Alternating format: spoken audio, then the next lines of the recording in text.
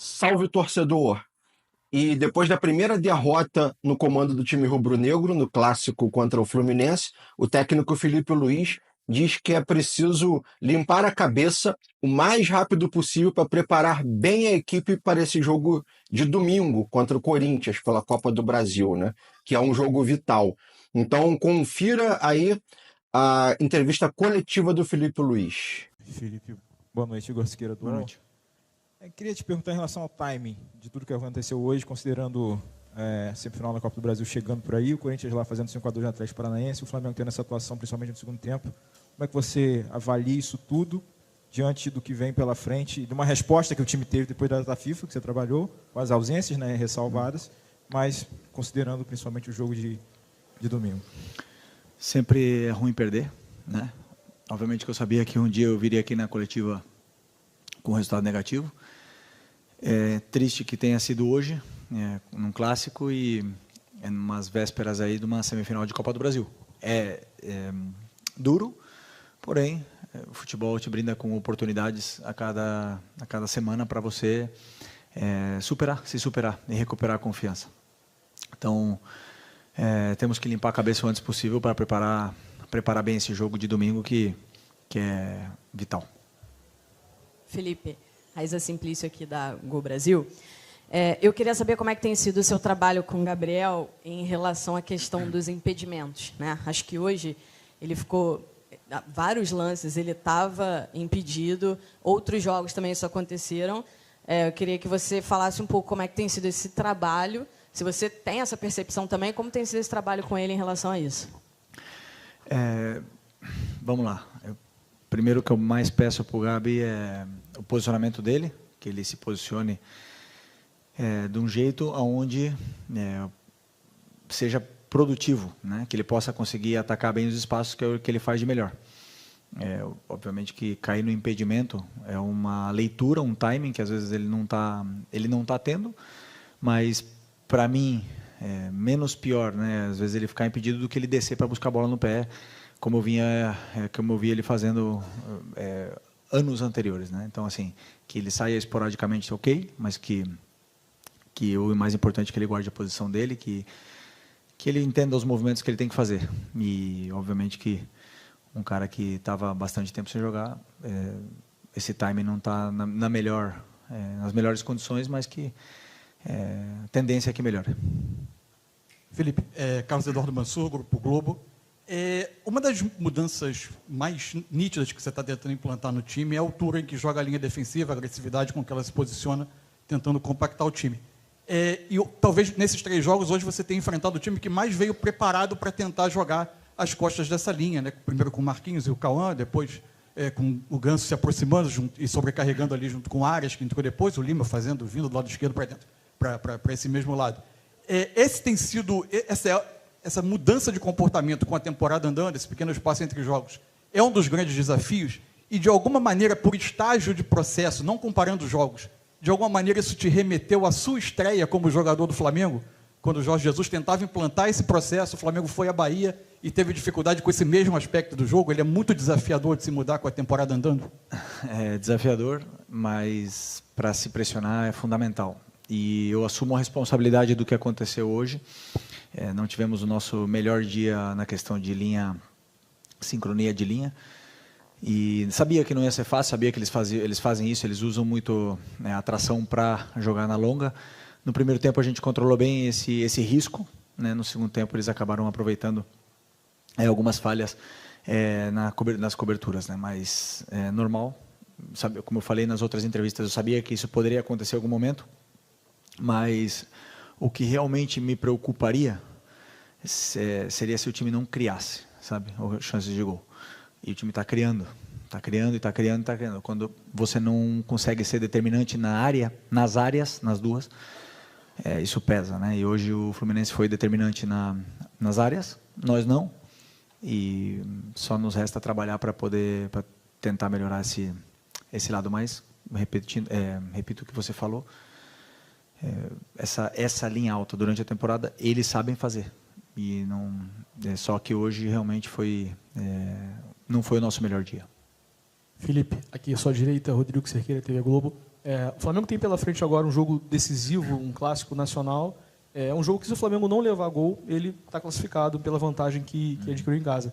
Mas como é que você pensa em jogar esse jogo? No caso do adversário, imaginando que o Corinthians vai tentar uma pressão muito forte, né, porque precisa do resultado, e também depois de uma derrota como essa, que bem ou mal dá uma balada no psicológico dos jogadores, é normal, é um clássico. Como é que você está pensando no tipo de jogo? E você sempre deixou claro que não abre mão das suas ideias, então provavelmente o Flamengo deve repetir nos últimos jogos o que você tem implantado. Né?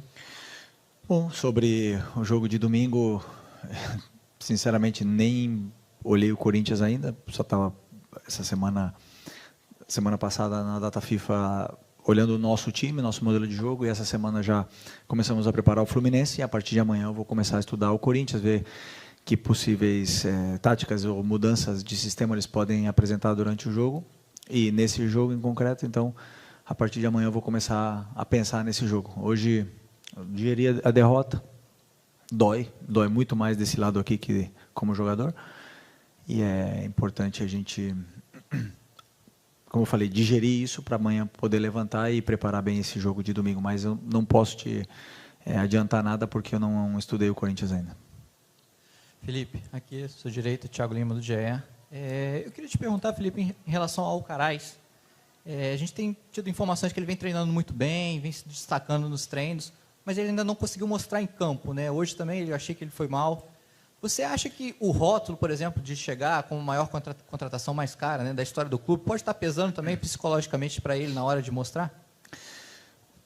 Eu não consigo entrar na cabeça dele, né? Mas assim, é um jogador super interessante, um cara que é um portento físico, joga em várias posições, domina bem o meio-campo e, claro, quer demonstrar, ele tem essa ambição de querer as coisas e muitas vezes demora, né? É um processo. Eu vou dar todo o suporte para ele que possa se desenvolver e conseguir a confiança necessária para ele que possa desempenhar. Hoje o resultado não ajudou, né? Eu acredito que se a bola tivesse entrado, se a gente tivesse sido determinante na área, ele conseguiria se soltar um pouco mais no jogo, mas ele está com esse peso de querer fazer o time ganhar, ele quer demonstrar às vezes mais do que precisa, totalmente normal num jogador tão novo, tão jovem, mas que tem um futuro brilhante pela frente.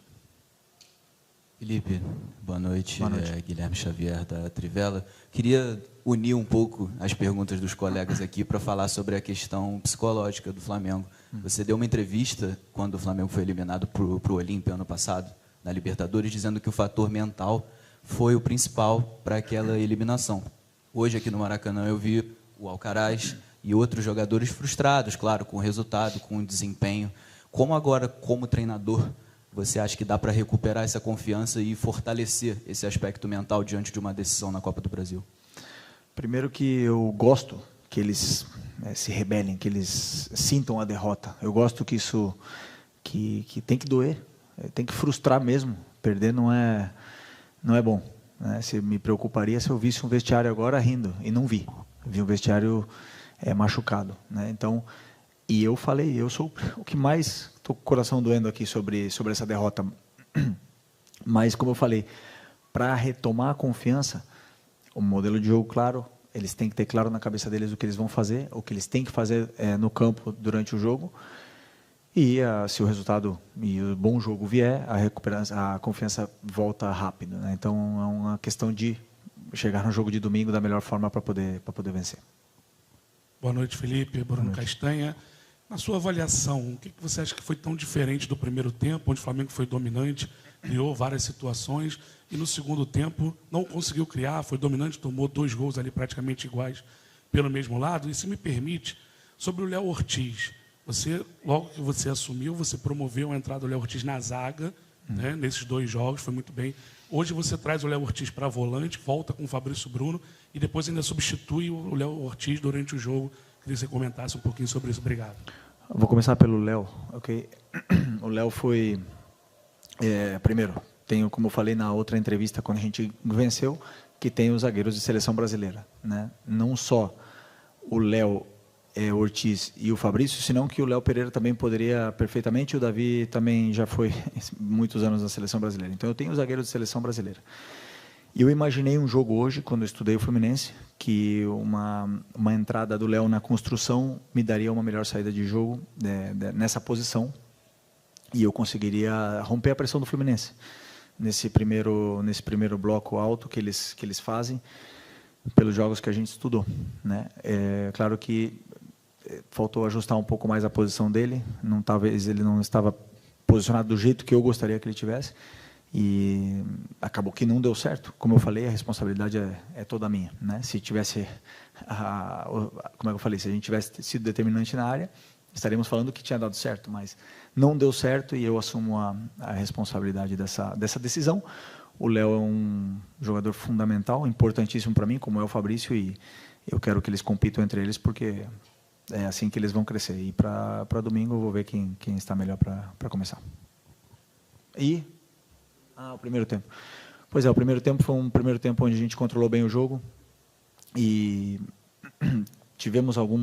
sofremos alguns contra-ataques, né? Eu acho que não foi o nosso melhor dia tecnicamente, né? A bola escapou muito do nosso pé, erramos alguns domínios, jogadores que talvez não estavam tão sincronizados entre eles ali no meio, e acabamos que demos alguns contra-ataques, mas fizemos um bom primeiro tempo, com bastante chance de gol, e no segundo tempo, a partir do momento que começamos a sofrer, também depois das perdas da bola, perdemos um pouco a força no meio campo, porque era um jogo de bastante transição e de volta, e acabamos sofrendo o gol. E depois do gol, o Fluminense sabe muito bem se defender, e ficou cada vez mais difícil de fazer gol. Mesmo assim, criamos chances e não conseguimos fazer.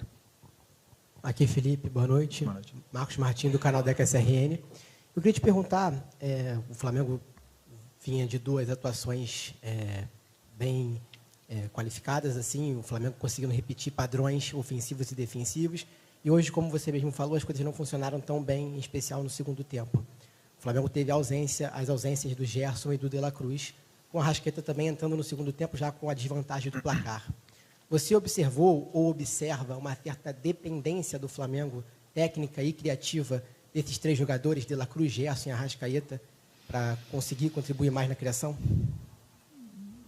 Não dependência, né? Mas quando você tem jogadores, como é que eu diria, importantes no nível mundial, se você não tem, claro que esses jogadores não estão, o time pode sentir, mas eu não acho que isso tenha sido uma desculpa.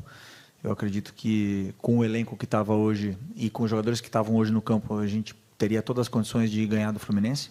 Como eu falei, isso não é uma desculpa.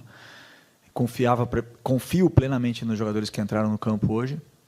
Acabou que o resultado parece que está todo mundo horrível e todo mundo é ruim.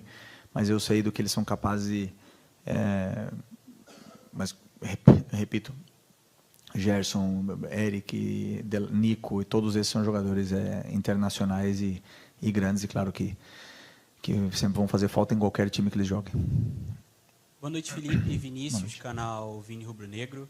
Você falou da criação de chances do Flamengo, mas no segundo tempo o Flamengo foi pouco efetivo, né? Finalizou até, mas o Fábio fez apenas uma defesa. Queria saber como você tem pensado as alternativas para jogos como esse, em que o Gabigol acaba não conseguindo render tanto. Hoje entrou o Lohan na vaga do Gabigol, o Plata também joga um pouco centralizado, e hoje o Carlinhos, que é um atacante de origem, acabou não entrando. Queria saber como você tem pensado essas alternativas. Antes do jogo, eu penso em todas as possibilidades. Estou falando perto, né? Se a gente estiver ganhando, se estiver empatando, se estiver perdendo, se algum jogador é expulso, eu penso em tudo. E durante o jogo eu vou vendo como ele vai se desenvolvendo, esses jogadores, e o que o jogo pede, né? Hoje tínhamos alguns jogadores que não estavam em condições de começar, tinha muitos jogadores que não estavam em condições de jogar 90, e alguns jogadores que teriam que sair durante o jogo, né? Mas eu preparo possíveis trocas de estrutura, para se precisar mudar alguma coisa. Mas eu imaginava que no final do jogo, por exemplo, quando já estava 2-0, que o Fluminense baixou o bloco, a gente estava conseguindo entrar, a gente estava conseguindo chegar, porém, claro que não estamos, como eu falei, não estamos na melhor forma técnica. Estava escapando um pouco a bola, os domínios, o último passe, o último cruzamento, Isso aí faz com que não sejamos determinantes nas áreas. Então, quando você não faz o gol, isso frustra cada vez mais, você vai acabar correndo e o risco é maior. Mas o único caminho que eu posso falar para você é que o meu trabalho é levar eles até lá. O meu trabalho é tentar fazer com que o time chegue até a área. E ali a qualidade técnica que vai definir. E eu posso ajudar isso aí para eles poderem treinar cada vez mais e a bola vai acabar entrando, uma hora ou outra. Felipe, aqui boa noite, Gabriel Afoca na Paparazzo Rubro Negro. Felipe, quero te fazer uma pergunta que pode até mesmo voltar um pouco naquela parte psicológica que eles falaram mais cedo, que é por que o Flamengo costuma ter tanta dificuldade nos jogos que são logo após as pausas na data FIFA. Você que já esteve lá no vestiário como jogador, hoje como técnico, várias vezes, né, a gente vê o Flamengo com essa dificuldade, não sei se é uma questão psicológica, se é um time que está acostumado a ter esse calendário maior e por isso, quando tem uma pausa, pode ser que acabe voltando um pouco mais frio, os adversários têm mais tempo para preparar. Eu queria que você explicasse, se possível, não sei que é meio complicado explicar assim, mas por que na maioria das vezes o Flamengo volta tendo muitas dificuldades depois dessa data FIFA? Obrigado. É bom, interessante, né? Eu lembro que ano passado perdemos um jogo depois da data FIFA, acho que foi o Bragantino, eu ainda estava como jogador, e esse ano foi a minha primeira experiência e eu vi meu time correndo no primeiro tempo, vi meu time fazendo tudo o que eu pedi, vi eles se dedicando, lutando e bem fisicamente. O jogo levou a essas circunstâncias com que o time perdesse, né? Mas não diria que foi pela data FIFA, poderia ter acontecido em qualquer momento, né? Então, até mesmo porque foram treinos bons, tivemos muito tempo para treinar e preparar esse jogo, e eu acho que tudo saiu como a gente planejou. Infelizmente, o resultado não foi o que queria. Boa noite, Felipe. Aqui, Sidão Marinho da Litoral News. A gente viu o Corinthians hoje vencer por 5-2 o Atlético, o Flamengo perder. Na sua visão, esses resultados podem influenciar no jogo do próximo domingo? E qual o peso que você vê desse jogo?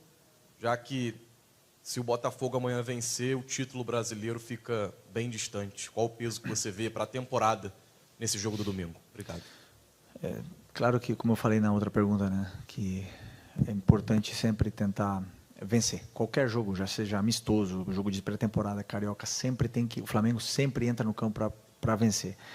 E quando se perde aqui, a derrota dói muito porque a gente escuta e vê as críticas, se vive muito o Flamengo, né, quando você está dentro do Flamengo.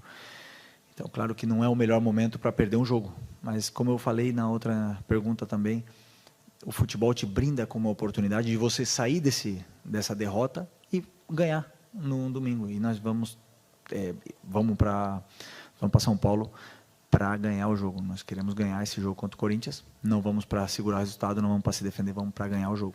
E a partir daí que vença o melhor. Eu acho que mentalmente zera, e quando entrar no campo é um jogo novo e tenho certeza e confio muito nos meus jogadores. Professor, as últimas duas aqui. Ok. Oi, Felipe, tudo bem? Bem. David Sharp, do Antenados na Jogada. Você até falou, reparei, que o time fez tudo que você pediu no primeiro tempo, correu muito. Mas no segundo, eu acho que não, né? Até porque você não falou e deu para perceber uma queda muito grande, até, não sei se física, não sei se anímica. No segundo tempo, o time, até nos gols que levou, parecidos, a entrada na área para marcar, enfim. Queria que você explicasse isso e também, se você puder, sobre jogo posicional, que é um grande tabu no futebol brasileiro, né? O que você acha do jogo posicional? Porque falam que o Flamengo não dá certo com o jogo posicional, e, enfim, é uma discussão longa isso aí. Uhum. Ok. O primeiro tempo, imaginamos um Fluminense impressionante, mas imaginamos um Fluminense onde eles vinham tentar tirar a bola da gente. Não acabaram sendo tão agressivos na pressão e todas as nossas saídas acabaram sendo facilitadas, mesmo usando um pouco o Rossi e demorando um pouco na circulação. Nossa intenção foi corrigir essa velocidade de circulação e, a partir daí, esse foi o recado do intervalo, né? Tentar corrigir detalhes táticos do time, mas eu acredito que, a partir do gol, o time acabou desandando um pouco, né? As trocas, eu já tinha, como eu falei, já tinha pensado nas trocas antes. Tinha jogadores que não podiam jogar 90 minutos, e tinha já trocas já pré-determinadas antes do jogo, mas não acabaram, não é que não acabaram melhorando, senão não acabaram dando soluções para o time que o time precisava naquele momento, né? Então, acredito que foi sistêmico, foi todo mundo que acabou no segundo tempo vindo para baixo, mas não parou de lutar e não parou não desistiu até o último minuto, né, nesse caso. Então isso me deixa, desculpa que eu tenho, então como eu falei, fez o que eu pedi, lutaram até o final, o resultado não veio, me sinto orgulhoso dos meus jogadores. Do jogo posicional, existe jogo posicional e o jogo de posição, né? E isso é um debate muito grande. Eu acredito sempre em dar soluções para os jogadores para que eles possam render o máximo possível e que eles possam se soltar e se desenvolver dentro do campo nas funções que eles desempenham. É isso que eu acredito sobre o futebol. Então, sempre eu vou dar funções para os meus jogadores para que eles possam, para que esse talento, essa qualidade que eles têm, eles possam se soltar o máximo possível e aí esse talento vem. Às vezes, dependendo do adversário, vai ser um jogo mais posicional, às vezes, dependendo do adversário, vai ser um jogo mais por dentro, outro vai ser mais por fora. Então, eu acredito também muito em, dependendo de quem venha jogar contra você, você dá soluções para os jogadores. Vamos à última pergunta. Felipe, Mauro Santana, do canal Mauro Santana, mesmo enaltecendo o poder de criação da equipe, desde a sua estreia, você sempre demonstrou preocupação na melhora da efetividade, da eficiência no aproveitamento ofensivo, que no jargão do futebol se chama pejorativamente de arame liso. E a gente sabe que o futebol brasileiro, infelizmente, é imediatista e as cobranças são inevitáveis. E você tem apenas 2 dias para tentar melhorar isso para um jogo que, inclusive, é muito mais perigoso nesse sentido, porque oportunidades desperdiçadas podem custar a classificação para a final da Copa do Brasil. Como é que você pensa nesse desafio? É que é um privilégio poder estar sentado aqui nessa cadeira como treinador do Flamengo e poder jogar uma semifinal de Copa do Brasil contra o Corinthians, que é acho que é o maior clássico do Brasil, questão de torcidas. É um privilégio muito grande estar aqui, estar com essa pressão. Eu gosto, as críticas elas são válidas, eu também aprendo e cresço muito nas críticas e sei que é totalmente normal. Ninguém eu não estou descobrindo nada, eu já vivi isso aqui muito como jogador e sabia perfeitamente de onde eu estava me metendo como treinador. Mas como eu falei, é um privilégio estar sentado aqui e vou dar minha vida até o último segundo aqui para poder conquistar títulos com a camisa do Flamengo agora como treinador. Ok? Muito obrigado. Obrigado, pessoal. Qual?